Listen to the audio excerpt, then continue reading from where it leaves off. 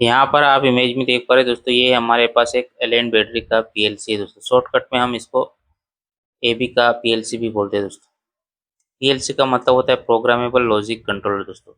अलग-अलग कंपनी अलग-अलग ब्रांड की पीएलसी मैन्युफैक्चर करती है दोस्तों। आपने देखा होगा सीमेंस एक अलग पीएलसी बनाती है दोस्तों। उसके बाद आपने देखा होगा डेल्टा की पीएलसी मिलता है दोस्तों। उसके बाद मित्सुबिशी का पीएलसी मिलता है। ये हमारे पास एलेन बैटरी का, इस तरह से और भी बहुत सारे ब्रांड है जिसमें पीएलसी मिलता है दोस्तों। यहाँ पर हम बात करने वाले दोस्तों कि जो इनपुट कार्ड है दोस्तों, इनपुट कार्ड का वायरिंग कैसे करेंगे, आउटपुट कार्ड का वायरिंग कैसे करेंगे दोस्तों। इस पीएलसी को खुद को ऑन होने के लिए पावर सप्लाई जो रहता है दोस्तों, उसका कैसे कनेक्शन करेंगे, कितने वोल्टेज का कनेक्शन करेंगे, जो 24 वोल्ट की है या एसी सप्लाई, डीसी सप्लाई, वो सब कैसे देखते हैं। और इनपुट को कैसे पहचानेंगे, कौन सा इनपुट है, कौन सा आउटपुट है, कितने इनपुट है, कितने आउटपुट है। और सिंक और सोर्स, आपने देखा होगा दोस्तों कि पीएलसी पर जब मेन जाते हैं हम दोस्तों, तो एक डाउट रहता है कि इसमें सिंक वायरिंग कर रखा है या सोर्स वायरिंग कर रखा है। कैसे पहचानेंगे कि इसमें, आप देख के कि अगर आपको देख दिया कनेक्शन किया हुआ, आपको पीएलसी बता दिया कि ये हमारे पास एलेन बैटरी का पीएलसी है, तो आप कैसे पहचानेंगे दोस्तों कि इसमें सिंक वायरिंग कर रखा है या सोर्स वायरिंग दोस्तों। क्या एक ही पीएलसी में हम सिंक वायरिंग भी कर सकते हैं, सोर्स वायरिंग भी कर सकते हैं, टोटली वीडियो में समझने वाले दोस्तों। जो भी दोस्त हमारे इलेक्ट्रिकल या इंस्ट्रूमेंट फील्ड में वर्क करते हैं या बैकग्राउंड रखते हैं, उनके लिए वीडियो बहुत ही खास होने वाला है। तो वीडियो में लास्ट तक बने रहिए। वीडियो अगर थोड़ा सा भी अगर पसंद आता है तो एक प्यारा सा लाइक ज़रूर करें दोस्तों, क्योंकि कोई भी वीडियो बनाने के लिए काफ़ी मेहनत लगता है दोस्तों। वीडियो से संबंधित कुछ भी डाउट हो तो आप कमेंट करके पूछ सकते हैं दोस्तों। चलिए हम स्टेप बाय स्टेप समझते हैं दोस्तों। सबसे पहले हम समझेंगे पावर सप्लाई का दोस्तों।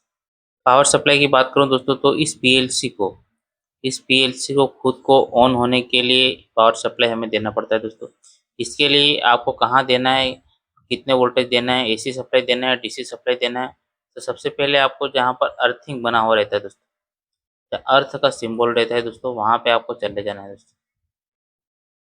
जहाँ अर्थ का सिंबल रहता है वहाँ पे आपको चले जाना है दोस्तों। ये हमारे पास एक अर्थ का सिंबल है दोस्तों।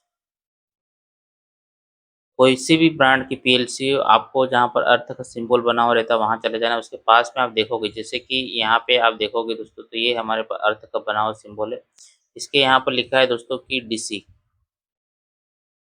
का पॉजिटिव और नेगेटिव। एक बात का आपको ध्यान रखना है, तब जब भी पॉजिटिव और नेगेटिव की बात आती है दोस्तों, तो हमारा सप्लाई कौन सा रहता है दोस्तों, डीसी। और डीसी में 24 वोल्ट डीसी दोस्तों। अगर आपका यहाँ पर एल और एन लिखा हुआ रहता है, फेस और न्यूट्रल लिखा हुआ रहता है, इस केस में एसी सप्लाई रहता है और 220 या 230 वोल्ट एसी सप्लाई देना रहता है दोस्तों। कई पीएलसी में आपको यहाँ पर एसी सप्लाई देने को रहेगा, कई जगह आपको डीसी देने को रहेगा। तो आपको जहाँ अर्थ का सिंबल रहता है दोस्तों, वहाँ चले जाना है। वहाँ आप देखोगे तो आपको लिखा हुआ मिल जाएगा कि इस पीएलसी को कौन सा सप्लाई दे, इसको खुद को ऑन होने के लिए दोस्तों। फिर आपको ध्यान रखना है दोस्तों, जो भी इनपुट इनपुट कार्ड है, इनपुट कार्ड की कैसे पहचान करेंगे दोस्तों। तो इनपुट कार्ड में आपको सिंपल सा लिखा हुआ रहेगा दोस्तों, I0, I1, I2, I3, इस टाइप का आपको लिखने लिखा हुआ मिलेगा, लिखा हुआ। अगर मैं आउटपुट कार्ड की बात करूँ दोस्तों, आउटपुट कार्ड की बात करूँ, आउट कार्ड में आपको O0, O1, O2, O3, इस टाइप आपको देखने को मिलेगा। अलग-अलग पीएलसी में अलग-अलग चीज़ें आपको देखने को मिल सकती है दोस्तों। यहाँ पर हम बात कर रहे हैं दोस्तों एलेन बैटरी पीएलसी की दोस्तों। फिर इनपुट कार्ड में, जब भी इनपुट कार्ड की बात होती है दोस्तों, तो इनपुट कार्ड में हमेशा एक बात आपको याद रखना है कि हमेशा आपको 24 वोल्ट डीसी सप्लाई ही देना है इनपुट में। ये आपको इनपुट में 24 वोल्ट डीसी सप्लाई ही देना है। कोई सा भी चाहे पीएलसी हो, किसी भी ब्रांड का पीएलसी, चाहे सीमेंस का हो, चाहे आपका डेल्टा का हो, चाहे मित्सुबिशी का, चाहे अन्य कोई भी ब्रांड हो दोस्तों, आपको इनपुट, जब भी इनपुट की बात आती है तो आपको 24 वोल्ट का डीसी सप्लाई ही देना है दोस्तों। हाँ, आपको इस जो पीएलसी, जैसे कि मैंने बताया कि पीएलसी को खुद को ऑन होने के लिए अलग-अलग हो सकता है कि एसी सप्लाई हो सकता है आपका, या डीसी सप्लाई हो सकता है। वो आपको यहाँ पर लिखा हुआ रहेगा, आपको उसके हिसाब से सप्लाई उसको देना है। अब यहाँ पर एक बात ध्यान रखना है दोस्तों, जब भी इसको जब पीएलसी को खुद को जैसे कि ऑन होने के लिए, जैसे कि मैंने बताया कि डीसी सप्लाई, एसी सप्लाई जो भी यहाँ पर लिखा हुआ रहता है दोस्तों। तो डीसी सप्लाई की बात करूँ तो जहाँ पॉजिटिव लिखा रहता है दोस्तों वहाँ पर पॉजिटिव देना, जहाँ नेगेटिव लिखा रहता है वहाँ पर नेगेटिव ही देना है दोस्तों।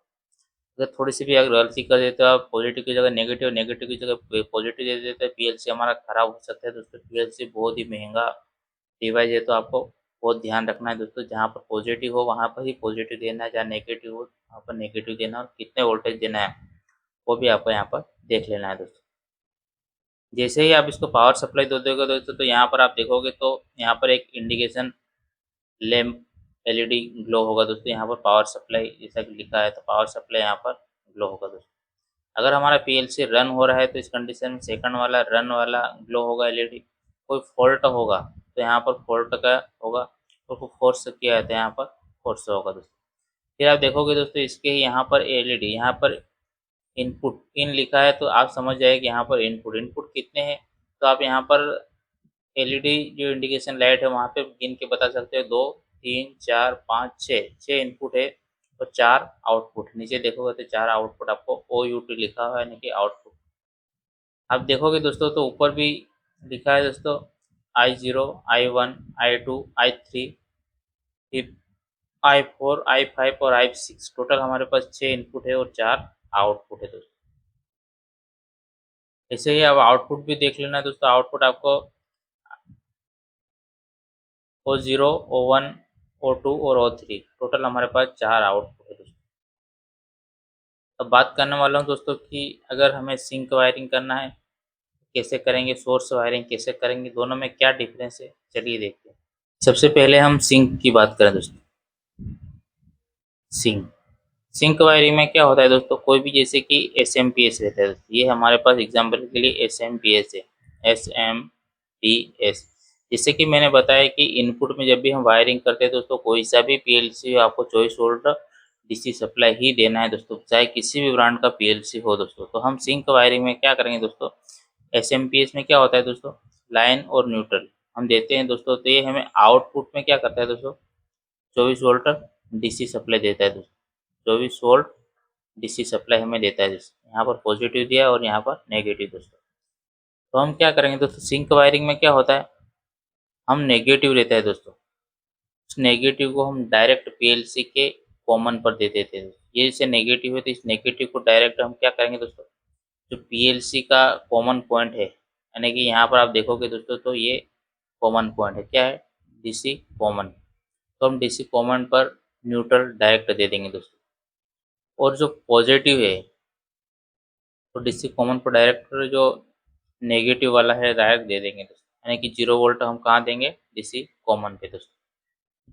जहाँ पर पॉजिटिव है, पॉजिटिव को हम क्या करेंगे दोस्तों, यहाँ पर कोई पुश बटन, जैसे कि पुश बटन लगा है तो इस पुश बटन को देंगे दोस्तों।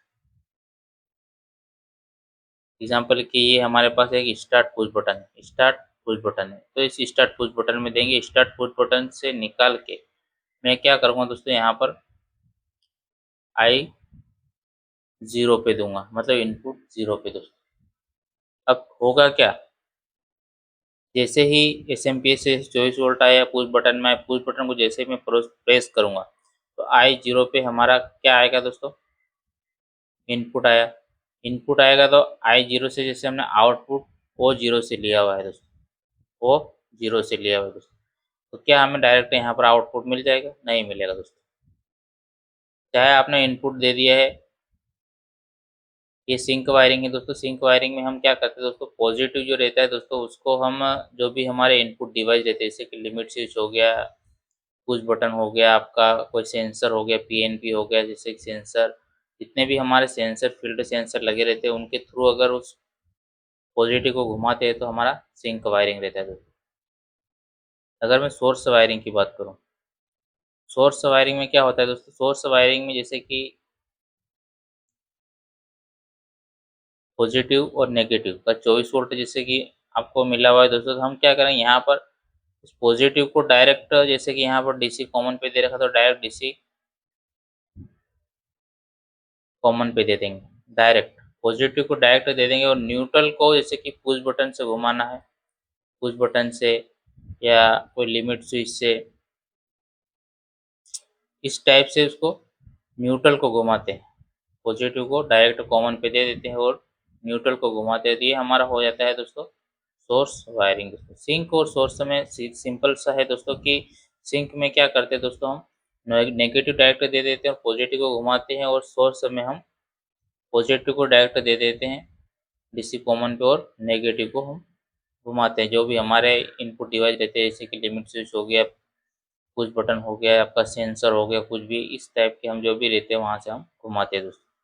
अब बात करना दोस्तों कि जैसे कि मैंने यहाँ पर इनपुट में दे दिया कि यहाँ पर इनपुट में सिंक वायरिंग, जैसे कि पुश बटन से मैं डायरेक्ट जैसे इस पुश बटन को प्रेस करूँगा तो मुझे आउटपुट मिलेगा, नहीं मिलेगा दोस्तों। आउटपुट मिलने के लिए जैसे कि आपको यहाँ पर भी 24 वोल्ट देना पड़ेगा, जैसे कि यहाँ पर जैसे कि लिखा हुआ है दोस्तों, इसका जो कॉमन पॉइंट रहता है, कॉमन पॉइंट पे भी हमें 24 वोल्ट देना पड़ेगा दोस्तों, 24 वोल्ट का पॉजिटिव। जो हम यहाँ पर देंगे पॉजिटिव, जैसे कि यहाँ पॉजिटिव दिया तो यहाँ पर आउटपुट में आपको पॉजिटिव मिलेगा दोस्तों, मतलब ये इस तरह से जाके यहाँ पर आएगा। जैसे ही मैं इसको प्रेस करूँगा पुश बटन को तो हमारे यहाँ पर आउटपुट मिलेगा दोस्तों। अब कई केस में क्या होता है दोस्तों कि हमें मोटर स्टार्ट करना है, कई केस में क्या होता है हमें मोटर को स्टार्ट करना है। मोटर कहाँ से स्टार्ट होता है दोस्तों, कॉन्टेक्टर, जैसे कि केवल कॉन्टेक्टर को स्टार्ट करना है। तो कॉन्टेक्टर में आपको पता है दोस्तों कि कोयल टर्मिनल रहते हैं, जैसे कि A1 हो गया, A2 हो गया।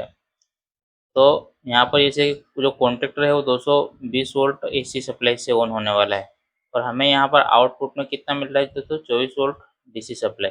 इस केस में हम क्या करेंगे दोस्तों, रिले लगाएंगे दोस्तों। इस केस में हम रिले लगाएंगे और इस पावर सप्लाई को स्विच करेंगे, यानी कि कोई भी रिले रहता है दोस्तों, रिले में क्या होता है दोस्तों, रिले में A1 और A2 दो पॉइंट रहते हैं, उसके अलावा आपको कॉमन NO और NC देखने को मिलेगा। मतलब टोटल ये 5 पिन रिले की बात हो रही है दोस्तों, 5 पिन रिले में इतने आपके पॉइंट रहते हैं दोस्तों। तो जैसे कि यहाँ पे जो 24 वोल्ट मिला है दोस्तों, PLC के आउटपुट से जो 24 वोल्ट मिला है दोस्तों, उसको हम क्या करेंगे दोस्तों, A1 में दे देंगे। ये A1 में हम 24 वोल्ट डीसी सप्लाई को हमने पॉजिटिव वाला दे दिया दोस्तों, और नेगेटिव पे हम डायरेक्ट कहीं से 0 वोल्ट दे देंगे दोस्तों।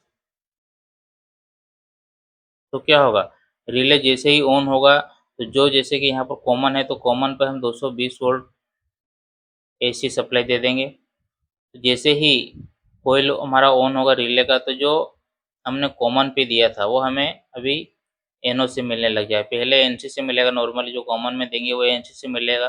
कब, जब रिले हमारी ऑफ कंडीशन में रहेगी तब। जैसे ही रिले का जो 24 वोल्ट अगर मिला, रिले जैसे ही ऑन होगी तो क्या होगा दोस्तों, जो कॉमन पे दिया था वो एनओ पे मिलने लग जाएगा। कितना मिलेगा, 220 वोल्ट एसी सप्लाई जो हमने कॉमन पे दिया था वो।